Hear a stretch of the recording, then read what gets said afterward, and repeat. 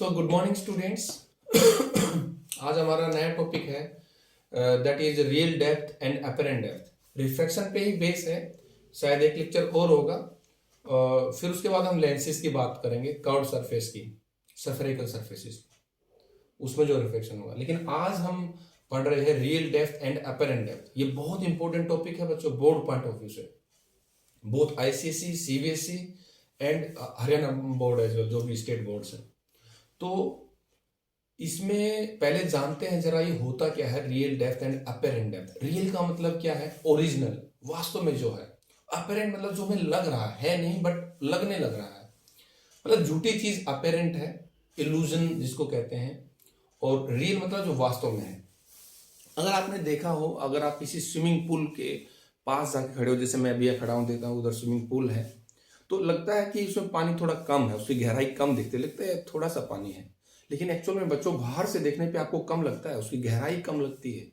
लेकिन जब एक बार आप उसमें उतर जाएंगे, जब आप एक बार उसमें उतर जाएंगे तो आपको पता चलेगा कि रियल डेप्थ कितनी थी, तब वो ज्यादा दिखती है। ऐसा क्यों दिखता है? रिफ्लेक्शन की वजह से। जैसे आपने छोटी क्लासों में देखा हो, पानी से भरे बीकर में अगर आप एक पेंसिल या पेन ऐसे तिरछी डालते हैं, ओब्लिकली, ऐसे नहीं, ऐसे डालते हैं, तो मुड़ी हुई दिखती है ऐसे। और अगर सीधी भी डालते हैं तब भी मुड़ी हुई तो नहीं दिखेगी, लेकिन आपको लगेगा कि पेंसिल छोटी हो गई है, मतलब उसका ये वाला सिरा थोड़ा सा रियल में यहाँ नहीं, वो अपेरेंट होकर के ऊपर दिखता है। वैसे इस पानी के स्विमिंग पूल के साथ भी है। आपने देखा हो, बहुत मोटी स्लैब हो, अगर शीशे का बहुत मोटा शीशा हो, इतना थिक वाला, आप उसमें से किसी चीज को देखते हैं, तब भी आपको वो ओरिजिनल से कुछ खिसकी हुई, कुछ शिफ्ट होके आपको दिखती है। तो इन सब बातों का हम जिक्र करेंगे आज के टॉपिक में, और उसका नाम है बच्चों real depth and apparent depth. Real depth and apparent depth. Apparent का मतलब हमें लग रहा है बट वो है नहीं, अपीयर हो रहा है, हमें ऐसा प्रतीत हो रहा है ना, real depth and apparent depth. तो इसके लिए हम एग्जांपल लेते हैं वही पानी का। मान लो आपके पास ये कोई पानी है, किसी टब में लगा लो, बीकर में लगा लो, या स्विमिंग पूल में लगा लो, है ना। ये लाइन थोड़ी सी टेढ़ी हो गई क्या? ठीक है। मान लो ये आपने कोई वाटर सरफेस मान लिया, दिस इज वाटर सरफेस, इसके ऊपर हवा है, एयर है। एयर मतलब रेयर मीडियम है। नीचे मान लो पानी है, वाटर है, जिसको कि आप वाटर, एयर की तुलना में तो डेंस ही है भाई, डेंसर हो गया। अच्छा, अब हम इसमें कोई एक ऑब्जेक्ट मान लेते हैं, इस पानी में एक ऑब्जेक्ट है, जनरली कॉइन का एग्जांपल लेके करते हैं, हम भी वही कर रहे हैं। एक कॉइन है, सिक्का जो पैसे का है, कोई ऑब्जेक्ट मान लो, कोई ऑब्जेक्ट है। अब इस ऑब्जेक्ट से रेज आएंगी। कई बच्चे कहेंगे ऑब्जेक्ट से रेज कैसे आएंगी सर? रेज तो ऐसी चीजों से आती हैं जिसके पास लाइट होती है, जैसे सन से आएगा या फिर बल्ब से आएगा। लेकिन इस ऑब्जेक्ट से कैसे रे आ गई? अभी एक बात बताओ, आपको मैं दिखाई दे रहा हूं, या मेरे को ये कैमरा दिखाई दे रहा है, ये रूम में रखी हुई चीजें, मेरे को ये मार्कर दिख रहा है, कैसे दिख रहा है मुझे मार्कर? ऐसा बोला जाता है बच्चों कि हमें कोई चीज तब दिखाई देती है जब हमारी आंखों में जो चीज हमें दिख रही है वहां से रे आई, हमारी आंख में टकराई। जैसे अभी मैं इसको देख रहा हूं तो यहां से रे आ रही है, मेरी आंखों में टकरा रही है, और यहां से रे आई, आंख में टकराई, तो मेरी आंख ने देखा वो रे यहां से आई, तो ये दिख रहा है। अब सवाल ये है कि यहां से रे आई कैसे? इसके पास तो कोई लाइट ही नहीं है। आपने पढ़ा है छोटी क्लासों में, एक बार दोबारा से रिवाइज करा देता हूं। मेरे कमरे में एक लुमिनस ऑब्जेक्ट है, दैट इज बल्ब जो जल रहा है, वहां से लाइट हर पल बाहर आ रही है, इंटेंसिटी बाहर निकल रही है। तो वो जो लाइट इस पे आके टकरा रही है, वो बहुत सारी लाइट की रेज आ रही है, इस पे आके टकरा के बहुत सारी दिशाओं में जा रही है, सभी तरफ। तो कुछ मेरी आंख में भी आ गई, तो इसने उस लाइट्स को रिफ्लेक्ट कर दिया। तो इसकी रे नहीं है वो, बल्कि इसके पास कहीं से आई थी, किसी लुमिनस ऑब्जेक्ट से, और उसने उसको रिफ्लेक्ट कर दिया। और जब वो रिफ्लेक्ट कर दिया तो यहां से कई सारी रे आई, मेरी आंखों में कई आई, कोई दो रे जहां काटती हुई दिखती हैं, वहां हमें इमेज, हम मान लेते हैं यहाँ इमेज बन गई है। तो बच्चों यहां पर भी मैं ऐसे ही करूंगा। ये जो कॉइन है, इससे मैं दो रे ले लेता हूं। वैसे बहुत सारी रे आ रही होंगी बच्चों, बहुत सारी रेज इस पे गिर रही होंगी, उन सबको ये रिफ्लेक्ट कर रहा होगा। उन सभी रेज में से जिनको ये रिफ्लेक्ट कर रहा है, मैं कोई दो रे ले लेता हूं अपनी मर्जी से। तो मैंने एक रे तो इस पे नॉर्मली इंसिडेंस करा लिया, ए लाइक दिस। एक रे तो मैंने कह दिया कि वैसे नॉर्मल जा रही थी, और एक को मैंने ऐसे ले लिया बच्चों, ओब्लिकली स्ट्राइक करा दिया। जब कोई रे नॉर्मल स्ट्राइक करती है, नॉर्मल इंसिडेंस होता है कहां पर, इंटरफेस ऑफ मीडियम पर। देखो इस तरफ मीडियम एयर है, इस तरफ मीडियम वाटर है, तो ये इंटरफेस हुआ, मतलब बाउंड्री हुई, सेपरेट करती हुई कोई लाइन है दो मीडियम्स को। तो यहां पर जब ये रे आएगी तो बेंड नहीं होगी क्योंकि नॉर्मली स्ट्राइक कर रही है, ठीक है। तो लेकिन उसकी स्पीड तो ज्यादा होगी, देखो डेंसर से रेयर में जाएगी, स्पीड तो बढ़ जाएगी, लेकिन वो जाएगी ऐसे ही, बेंड नहीं होगी बच्चों, ऐसे ही जा रही है। उसके बाद ये जो रे है ये ओब्लिकली स्ट्राइक करेगी, ये बेंड करेगी, देखो डेंसर से रेयर में जाएगी तो ये रेयर मतलब पुअर में जाएगी, पुअर से सब दूर भागते हैं, नॉर्मल से दूर भागेगी। दूर तो तब भागेगी जब आप ड्रा करोगे, पहले ड्रा कर लो। यहां पे आपने एक नॉर्मल को ड्रा कर लिया, तो नॉर्मल के साथ जो इंसिडेंस रे है, ये इंसिडेंस रे है ना, यहां से ऑब्जेक्ट से रे आई, ये इंसिडेंट रे है, इसने यहां पे टकराया तो एंगल ऑफ इंसिडेंस बनाया, ठीक है। अब टकराने के बाद वैसे तो इसको यूं जाना चाहिए था, सीधी लाइन में, सीधी लाइन में जाना चाहिए था, लेकिन सीधी लाइन में नहीं जाएगी, क्यों, डेंसर से रेयर में तो खुला हो जाएगा। हाँ भाई, अब दौड़ते हैं तेज स्पीड में, तो ये नॉर्मल से दूर हो जाएगी। नॉर्मल कहाँ है, ये रहा। अगर ये इधर जाए तो कह सकते हैं नॉर्मल की तरफ हुई, लेकिन इधर जाएगी तो कहा जाएगा कि नॉर्मल से दूर हो गई है, तो ये इधर जाएगी बच्चों, इस तरफ चली गई है, ठीक है। अच्छा, अब देखो इस कॉइन ने जो दो रे डिफ्लेक्ट करी, वैसे बहुत सारी करी, पर आपने कोई दो ले लिया, उसी से काम चल जाएगा आपका। बहुत सारी रे लेंगे तो डायग्राम ऐसा हो जाए कुछ समझ में नहीं आएगा। दो से बात बन रही है तो अच्छी बात है, साफ सफाई चल रही है। यहां से एक रे यूं आई, यूं चलेगी, नॉर्मल से दूर हो गई।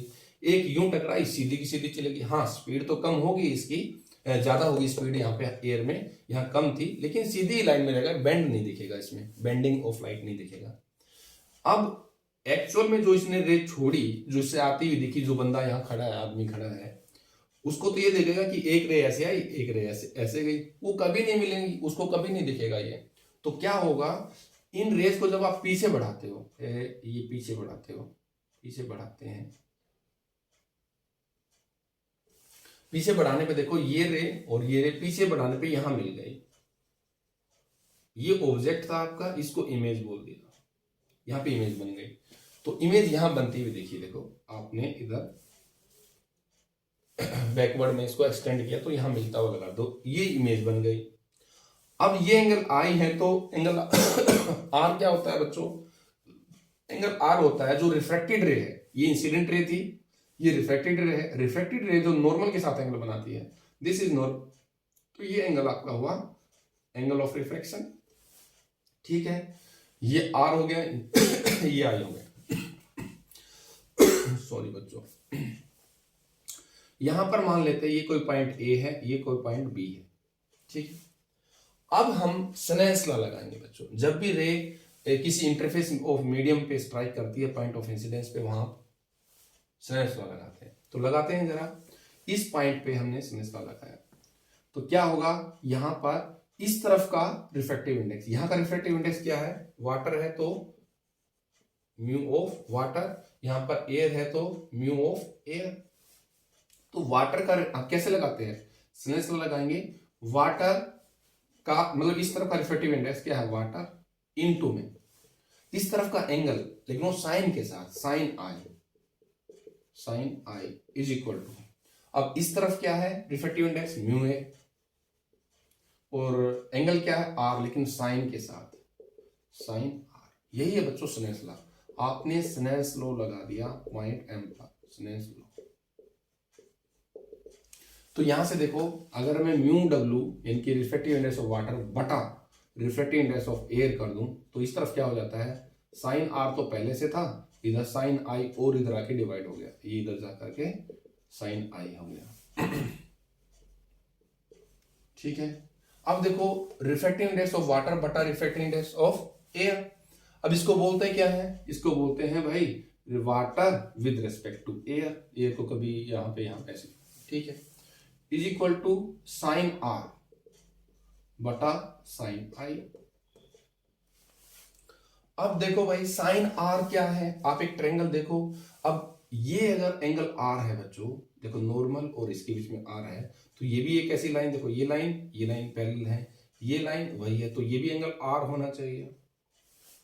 और अगर ये एंगल आई है, एक ये पैरेलल लाइन, एक ये पैरेलल लाइन, ठीक है, आपको बीच से काट दिया, तो ये और ये अल्टरनेट एंगल हो गए, ये भी आई ही होगा, ये आई तो ये भी आई, ये आर तो ये भी आर, ठीक है।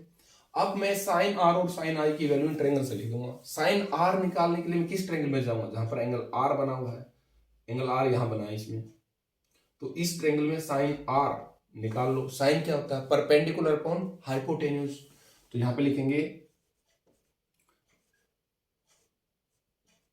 साइन आर की वैल्यू, साइन आर क्या है, परपेंडिकुलर। अब इसमें ये बेस आप यहां बैठोगे तो ये परपेंडिकुलर दिखा, परपेंडिकुलर मतलब A B upon hypotenuse, hypotenuse क्या है आई बी डिवाइडेड बाय, ये तो साइन आर हो गया। साइन आई क्या है, आई के लिए आप इसमें आओगे, देखो आई इसमें बड़े वाले ट्रायंगल में, तो परपेंडिकुलर क्या है ए बी और हाइपोटेन्यूज क्या है ओ बी। तो सिंपल कर लो, refractive index of water with respect to air, refractive index of water with respect to air is equal to A B by I B. जब ये उल्टा हो जाएगा, ओ बी बटा ए बी से ए बी खत्म हो गया, बचा क्या, refractive index of water with respect to air, इसको नीचे में भी लिख सकते हो, is equal to O B बटा आई बी, ठीक है बच्चों। अब देखो ये बताया जाता है आपके सिलेबस में कि ये जो एंगल ये जो एंगल होते हैं ना बच्चों, ये बहुत छोटे छोटे एंगल होते हैं। आर जब बहुत छोटा एंगल आई बहुत छोटा होगा, देखो सोचो एक लाइन ये यहां पर है और आई यहां पर है, बहुत अगर बड़ा एंगल होगा तो ये ऐसे होता जाएगा, छोटा होगा तो ऐसे होता जाएगा। एंगल्स बहुत छोटे छोटे होते हैं यहाँ पर, तो छोटे एंगल होने के चक्कर में ओ बी जो लाइन है वो ऐसे ना होकर के लगभग ऐसे लगभग वर्टिकल ही रहती है, और ऐसे ये लाइन भी थोड़ा सा नजदीक आ जाएगी, मतलब ए और बी काफी क्लोज पॉइंट हो जाते हैं। कब, जब ये एंगल बहुत छोटे हैं। तो यहां पे लिखा जाता है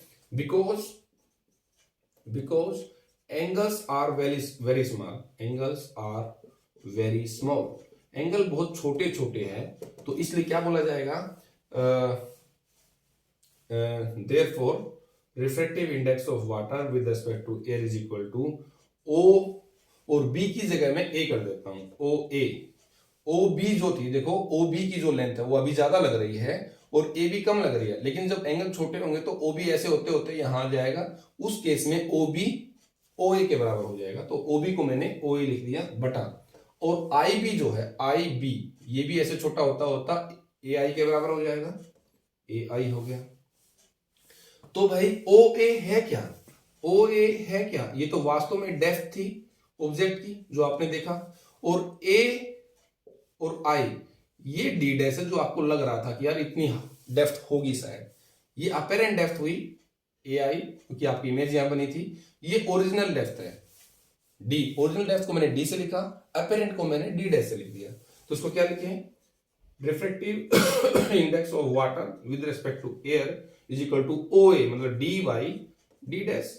आप इसको ऐसे तो लिख सकते हो, इसको कैसे लिख सकते हो, रिफ्रैक्टिव इंडेक्स ऑफ वाटर बटा refractive index of air is equal to D by D dash.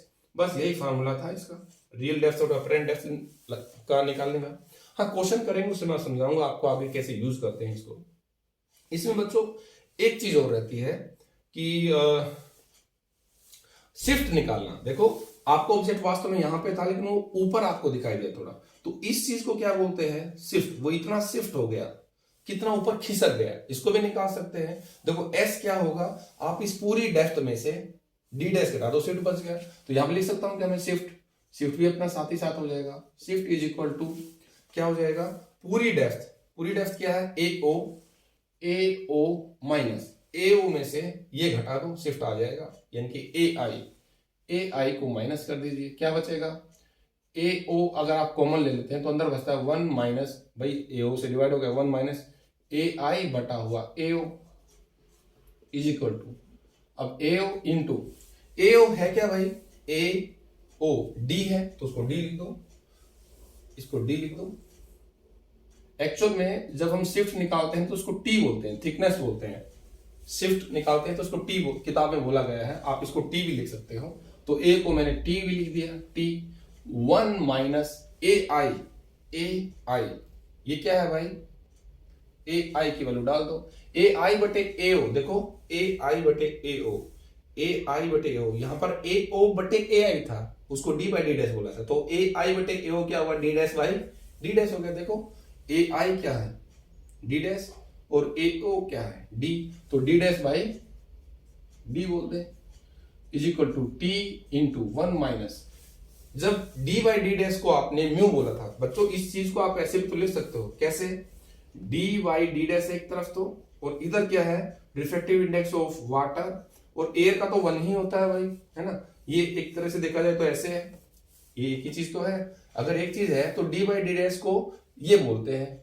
और डी डैश बाई डी को क्या बोलेंगे, 1 बटा म्यू डब्ल्यू, 1 बटा म्यू डब्ल्यू, डब्ल्यू इसलिए क्योंकि वाटर है, अगर ये शीशे की प्लेट होती है ऐसे तो यहां म्यू जी आ जाता, तो ये आपका शिफ्ट का फॉर्मूला आ गया बच्चों, शिफ्ट होता है T into 1 minus 1 by mu, अगर वाटर है तो म्यू वाटर का हो गया, अगर ये शीशा होता तो रिफ्रैक्टिव इंडेक्स ग्लास का आ जाता। इस तरीके से आप शिफ्ट निकाल सकते हैं और रियल डेप्थ और अपरेंट डेप्थ में रिलेशन निकाल सकते हैं। तो ये कितना मिनट का हो गया, अभी टाइम है, वेरी गुड। तो हम एक क्वेश्चन देख लेते हैं बच्चों, समझ में आ गया आपको, देखो मैंने शिफ्ट निकालने के लिए इसको टी माना, थिकनेस माना, अगर कोई ग्लास की स्लैब होती तो वहां पर क्वेश्चन से समझ में आएगा, बाकी कोई दिक्कत नहीं है, यहाँ पर मैंने डी को टी लिख दिया, इसके लिए हमने एक अलग डेरिवेशन करना पड़ता है, मैंने इसी में बता दिया शिफ्ट क्या होता है, और ये फॉर्मूला आ गया। इसमें क्या फॉर्मूला आपको समझ में आया, ये समझ में आया कि अगर वाटर में कोई चीज पड़ी है, कोई ऑब्जेक्ट है, आप उसको देख रहे हैं, तो वाटर में जो उसकी डेप्थ है, ओरिजिनल डेप्थ है, जो वास्तव में आप जाके चेक करें तो ओरिजिनल डेप्थ डी बटा apparent depth D by D dash is equal to refractive index का रेशो रहेगा, कैसा रेशो, जिसमें से रे आ रही है, देखो पानी में से आई तो रिफ्रैक्टिव इंडेक्स वाटर का ऊपर है, जहां जाएगी, यहां हवा थी तो म्यू लिखा या ना लिखा, म्यू तो 1 होता है, अगर यहाँ कोई दूसरा मीडियम होता, मान लो 1.5 का होगा, म्यू इज इक्वल टू, यहाँ पर कोई ऐसा मीडियम होता 1.5 होता या 1.6 होता, तो वो आ जाता, ठीक है। अगर एयर था तो आपने सीधा लिख दिया। तो इस पे क्वेश्चन देखते हैं बच्चों जल्दी से मैं इसको साफ कर देता हूं, ओके।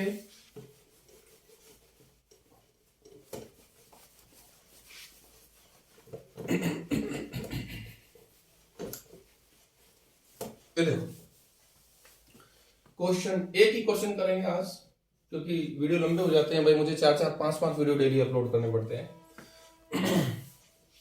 वाईफाई भी अभी लगा नहीं है, आज देखो लग जाए तो मान लो आपके पास एक ग्लास स्लैब है, ग्लास स्लैब है ये रे, और इस ग्लास स्लैब की थिकनेस को हमने 30 सेंटीमीटर मान ली, 30 सेंटीमीटर की कोई ग्लास स्लैब है, ये क्या है, ग्लास स्लैब, और ग्लास का रिफ्रैक्टिव इंडेक्स आपको दे दिया 1.5 दे दिया आपको, ठीक है। और यहां पर कोई ऑब्जेक्ट रखा है, ये ऑब्जेक्ट है ओ, ये कोई ऑब्जेक्ट है ओ, ठीक है, जो कि इस ग्लास स्लैब के इस वाले सिरे से 20 सेंटीमीटर की दूरी पर है, ठीक है। और आप मतलब कोई आदमी यहां पे खड़ा है, यहां पे खड़ा है, जो कि यहां से 40 सेंटीमीटर दूर खड़ा है, ठीक है। तो वो आदमी इतनी दूर खड़ा होकर इस स्लैब से, इतनी मोटी स्लैब से इतनी दूर खड़े होकर के इतने दूर पड़े ऑब्जेक्ट को देख रहा है, तो जाहिर सी बात है भाई, इसको ओरिजिनल जगह तो देखेगा नहीं, इसको ये कुछ डिस्प्लेस पोजीशन पे देखेगा, शिफ्टिंग दिखेगी इसकी, वो निकालना हमें इस तरफ। लेकिन उसके लिए आपको सब मीडियम बताने होंगे, ये ग्लास बता दिया, ये है, यहां पर कह रहा है एयर है, यहां पे कह रहा है एयर है, यानी कि रिफ्रैक्टिव इंडेक्स ऑफ एयर ये 1 होता है, सबको पता है। यहां पे कह रहा है कोई मीडियम है, अलग मीडियम है भाई, कोई अलग मीडियम है, और उसकी वैल्यू आपको दे दिया 2, थोड़ा सा अलग, पता नहीं क्या है, बस उसका रिफ्रैक्टिव इंडेक्स दे दिया 2 है, ठीक है। अब हमें यहां से देखने पर ये वाला ऑब्जेक्ट कितनी दूर दिखाई देगा, क्वेश्चन क्या है, यहां लिख देता हूं, find the apparent distance, find the apparent distance of object as seen by the man, जो आदमी को अपेरेंट डिस्टेंस ये दिखाई देगी। वैसे तो लग रहा है कि 40 और 30 70 और 20 90 सेंटीमीटर दूर है इससे, लेकिन इसको 90 पे नहीं दिखेगा। कितने पे दिखेगा? फार्मूला से करते हैं। देखो, ऐसे क्वेश्चंस करने के लिए आप हमेशा इमेजिन करो, सोचो कि उठ करके आप बारी बारी से उन इंटरफेसिस पर आ जाओ जितने इंटरफेस है, मतलब जहां जहां मीडियम बदल रहा है। अब इस ऑब्जेक्ट और आपके बीच में यहां से चले चले चले हवा हवा हवा, यहाँ पे ग्लास आ गया, तो एक इंटरफेस तो ये हो गया। इसके बाद आगे चले glass glass glass glass glass glass के बाद एक दूसरा मीडियम आ गया, तो एक इंटरफेस ये है, एक ये है। तो जो दो इंटरफेस आ गए आपके और ऑब्जेक्ट के बीच में, दो ऐसे इंटरफेस आ गए जहां पर मीडियम बदल रहा है, तो उन दोनों मीडियम के इंटरफेस पर आप बारी बारी से जाके इमेजिन करें और स्नेस ला लगाएं, रियल डेप्थ अपरेंट डेप्थ लगाएं। तो जब आप यहां पर आएंगे, सबसे पहले आप इस इंटरफेस पे आ जाएं। इसको मैंने इंटरफेस नंबर 1 बोल दिया, यहां पर मेरा मीडियम एयर था, यहाँ पे ग्लास हुआ। लेकिन जब मैं इस पर पहुंचा, इस वाले इंटरफेस पर, इस बाउंड्री पे पहुंचा, तो क्या हुआ? यहाँ पर मेरा ग्लास है, यहाँ पे पता नहीं क्या आ गया, जिसका रिफ्रैक्टिव इंडेक्स 2 है। तो पहले तो हमने इमेजिन किया कि लेके नहीं आएंगे, सोचेंगे, हम तो पढ़े लिखे आदमी हैं, आके थोड़ी ना देखेंगे। हमने इमेजिन किया कि हम यहाँ आ गए। जब यहाँ आए तो हमें क्या लगेगा कि एक रे यहाँ से उठ करके हमारी इधर हमारे पास आ रही है, जो कितनी दूरी पर है? 20 सेंटीमीटर है। तो मैं 1 पे स्नेसला लगाता हूं बच्चों, 1 पे मैं स्नेसला लगाता हूं, रियल डेप्थ अपरेंट डेप्थ का वो लगाता हूं, कंसेप्ट लगाता हूं। तो क्या होगा? देखो, 1 पे लगाओ, क्या कह रहे थे? रियल डेप्थ बटा अपरेंट डेप्थ। यहां पे खड़े हो तो रियल डेप्थ कितनी है? 20 सेंटीमीटर।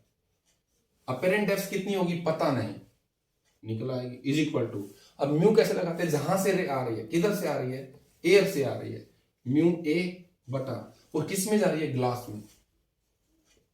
तो देखो ये क्या हो जाएगा? 20 बटा D dash is equal to mu A तो 1 है, म्यू ग्लास दे रखा है 1.5, दे रखा हो तो वही लेंगे, नहीं तो आप 4/3 करके जो है वो ले लेंगे, यहाँ पे दिया है वही लिख लेंगे।